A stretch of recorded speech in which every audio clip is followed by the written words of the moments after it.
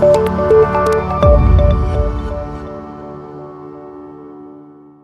a little bit about some of the professionals that are going to help you in the process of successfully helping people buy and sell businesses. This is Business Broker Secrets and helping people become excellent professional business intermediaries. This is Brian Stevens with BuyBiz USA, and if you want to follow up, reach out, comment, critique, share, or give ideas, or even share a story or two, I'd love to hear from you. You can find our information at the website at buybizusa.com, where we are selling America's best businesses.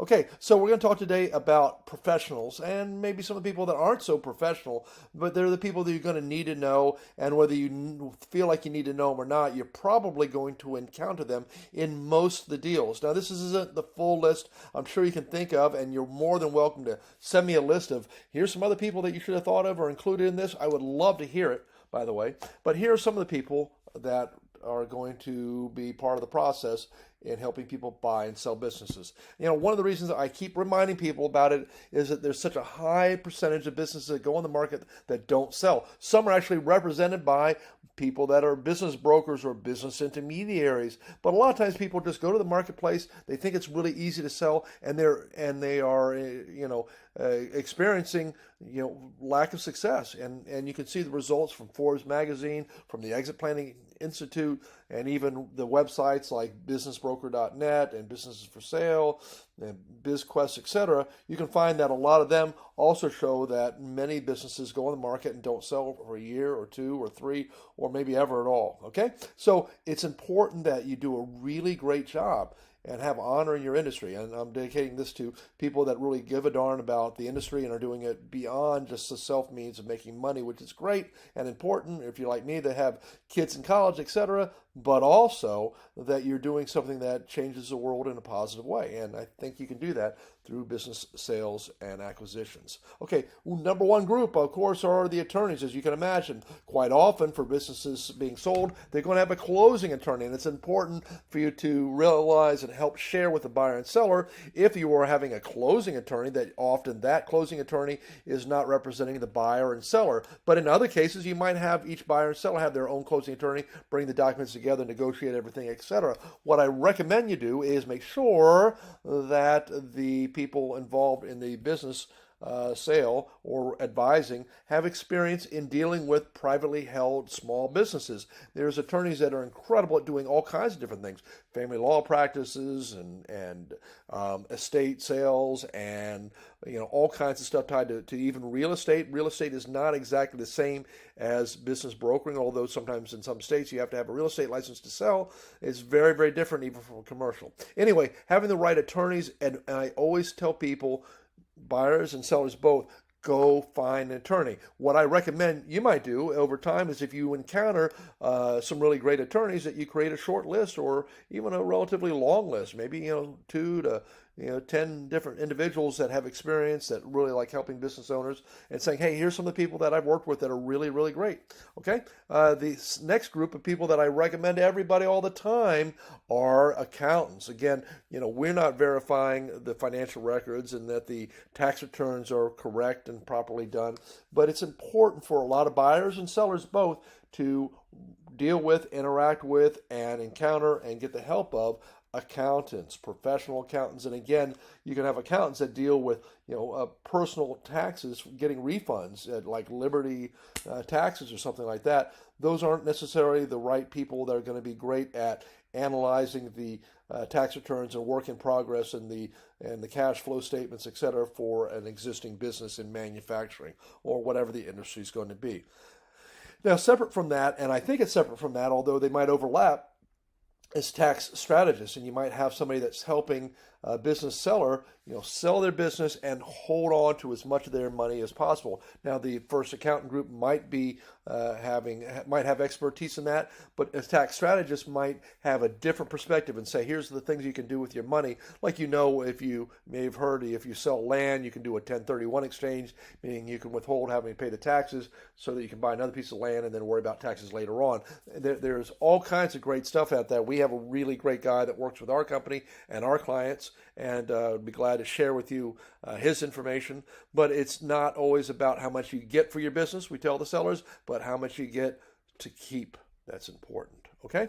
Another group of people are going to be advisors and or consultants. Maybe you're dealing with a business and the seller has decided years before, a year or two or three or five, whatever, hey, I need some help on my exit planning or strategy or turning this business into something that is more easily sellable because sometimes the owners are too much of the business, right? Or there's all these different things out there. And on the buy side, somebody might be looking at buying a business going, I think I understand this, and I can get the seller to give me some training so I got my roots into it, and I've got some really great ideas, but it might not hurt to have a consultant, an advisor, a coach somewhere to help me carry that process all the way through to the level of success. Okay, now here's one you don't often think about, but it's interesting. There's a lot of business owners. I see this quite often with business owners that have had their business for 30, 40 years or so, and they really are having a hard time placing who they're going to be after they sell the business. I recently had this with a guy in his mid-70s, and he got to the closing table or close to the closing table, and he just pulled back. He said, no, I can't do this right now. And he actually had to go work some things out in his head. In this case, he didn't need a psychologist, but he went and talked to his wife, and he had this reckoning. He talked to some friends that retired, and he said, yeah, I just sort of had to get some stuff together in my head. You know, I'm cool, I'm tough, I'm rugged, I want to sell for sure, and I want to get out from this, but I wasn't ready. And so sometimes, you know, people talking to some advisors in the consulting or psychology field are really, really great and useful to help people think through, hey, what am I going to do? Do you still want to be in the business? Do you want to work part-time with the business or be on the advisory board? Or do you want to work with things like SCORE? Or how are you going to deal with these different things? But for some people, even some of the tough guys,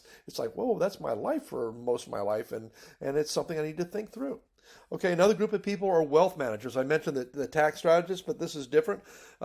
People are going to get money when they sell their business, hopefully, right? And they might get a large sum of money, and making sure they have the right people to help them invest that money or protect that money is also key.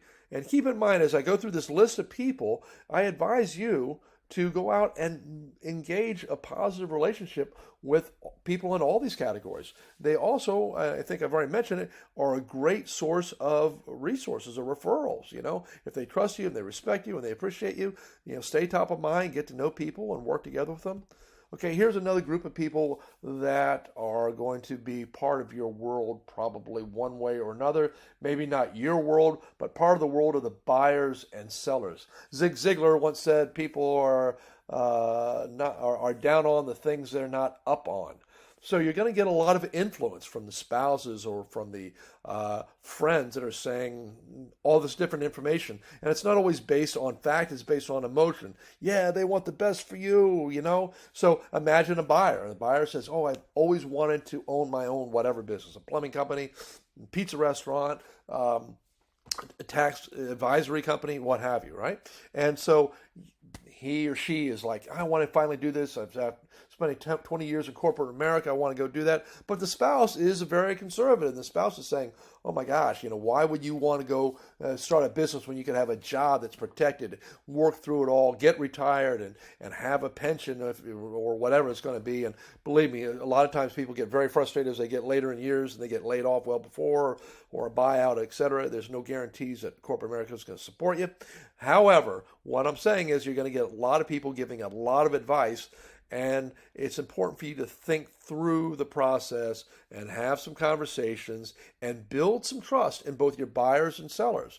You're not the all to end all, but you're certainly a good resource for helping people think through that process and realize all these people in their lives are sharing what they believe are the best and helping them make good decisions. Don't sell the business now. You know, don't buy a business ever. Start a business from scratch. It's a lot cheaper, which isn't necessarily true at all. Again, for another series, we'll go through that, but you're going to have a lot of influences from a lot of outside. And so one of the things to keep in mind is to get to know the clients you're working with on the business level and on a deeper level, on a personal level, and even sort of kind of on that emotional, what's going on inside. What do they really want? What are their priorities? In fact, we spent some time working with both buyers and sellers, understanding what are the priorities. I want to sell, I want to buy. That's like the top level. Okay, why? And why do you want to buy? Why do you want to sell? Okay, and then, what are the things you want to have out of that? What do you want to be doing on a day-to-day basis? Or what do you want out of somebody that's going to buy your business?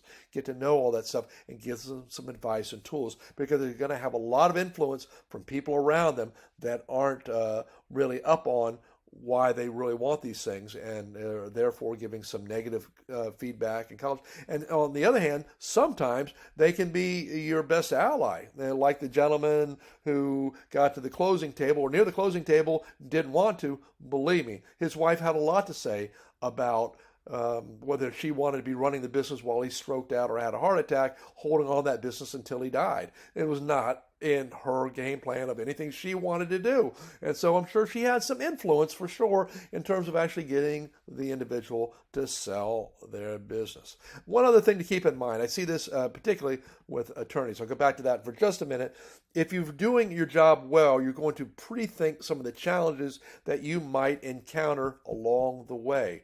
And what I'm trying to get to is to get you to think through with your buyer and your seller some of the main issues, the terms, how long training is going to go, if there's an employment contract with the seller, how that's going to look, how you're going to handle the transition of inventory, work in progress, and try to work through all that as much as possible.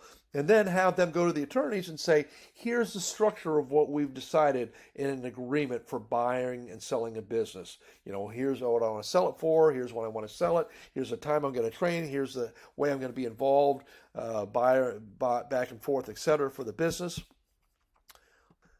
And what I'm trying to get to is that the more you can help the parties come to a common mind that makes good, solid sense, the less you have to turn your clients over to paying an attorney a good, solid, fairly earned wage, and sometimes take control and start negotiating, and all of a sudden you have the buyer's attorney and the seller's attorney fighting this battle out, racking up these great bills for both the clients, and sometimes getting the ego so strong of the attorneys that the deal falls apart. Okay, so just keep in mind that if you do a good job, you're going to really help out the deal. Another group of individuals, and I don't have a slide for it right now, are landlords. And landlords are a real key part. I'm going to go back to the picture of the family and friends. But landlords are really key also. Sometimes they can kill deals. I advise that the seller go and get to know the landlord. Go try and get renewed extensions and options. Make sure that they have the ability to sell their business, etc.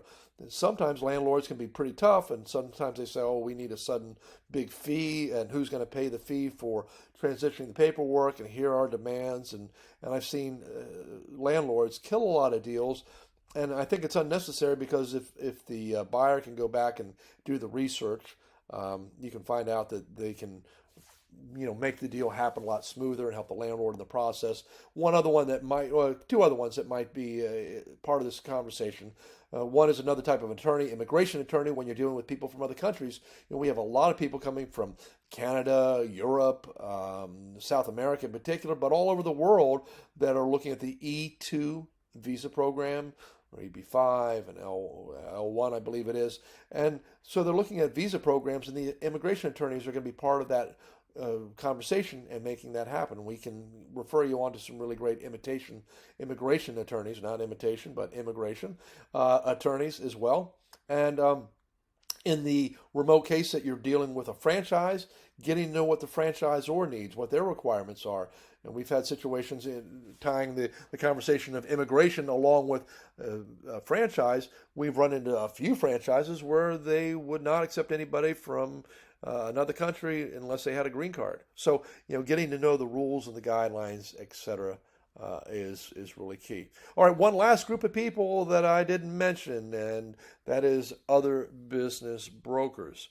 Our policy is that we protect confidentiality We expect professionalism, and we demand that our clients are always respectful, or the people that we work with are always respectful of the people that we're representing. But there is an incredibly great universe of professional business intermediaries and business brokers. So you hear me go back and forth between the term business broker and business intermediary, and I don't mean to be confusing. In many ways, I consider them to be the same, but I'm really trying to distinguish a world of people that are highly professional. Let me go back to say this. In some states, the community of business brokers are working together. Florida is an example of extreme cooperative working together of business professionals through the Business Brokers of Florida, and at one time they had the Florida Business Brokers Association, and there's other associations, and this goes on and on throughout the country. But there are a lot of professional business intermediaries and business brokers that don't work together with other people. They will often say that they're concerned about confidentiality. Not seen that to be a problem in 99% of the cases. And professionalism, sometimes it's kind of led by the fact that they don't want to share those commissions. They work really hard to get a client. They really want to make sure they're doing it. We see it from the perspective that if we can help more people sell their businesses quickly, and sometimes, at all, by sharing commissions and working together and helping serve our clients, we're doing a more professional and better job. And I highly consider people to work together. But again, items like confidentiality, professionalism, and respectfulness are three categories that we are unrelenting on. One great place to go, unless you're in the state of Florida, then you can also go to the Business Brokers of Florida, reach out to us, is the International Business Brokers Association. This isn't a commercial for it. I just know that it's a really great education-based network of really cool, awesome professionals.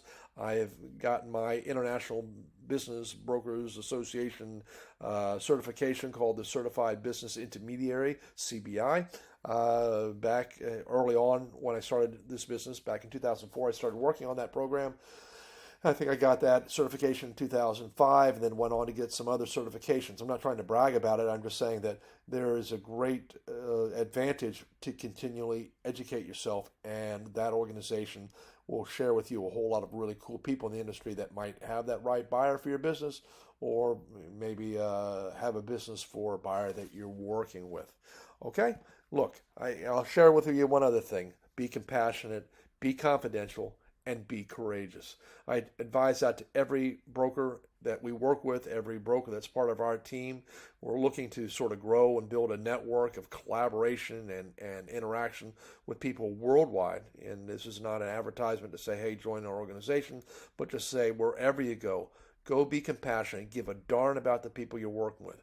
Be confidential. Realize you're dealing with some really private information, both on the finances and the fact that business is being for sale, and be courageous. It takes courage to say, hey, you're asking too much for your business, or I don't see how you're going to work raising 3 small children and also bring on a new sports club with a bar that stays open until 3 a.m. and making that as a good mix for your life. Have you thought about how you're going to do that? Or helping people go from one industry to another. I think it's really cool, but I have the courage of saying, well, how's that going to work exactly? How are you really going to get the strength? And I even advise people, why don't you go, while you're looking for a business, go get a part-time or full-time job for a couple of weeks and volunteer to work somewhere in a bar, a club, restaurant, an air conditioning company, or landscaping company, or whatever it is that you want to go do.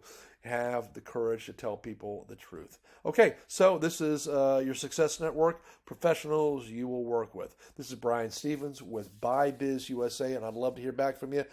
Give me some feedback, ideas, things you'd like me to share, insights, and if you'd like to collaborate, work together, what have you, I'd love to reach out to you. You can all get, our phone number is 833-BUYBIZ1. This is Brian Stevens, helping sell America's best businesses at BuyBiz USA. Take care. Make great things happen. Bye-bye.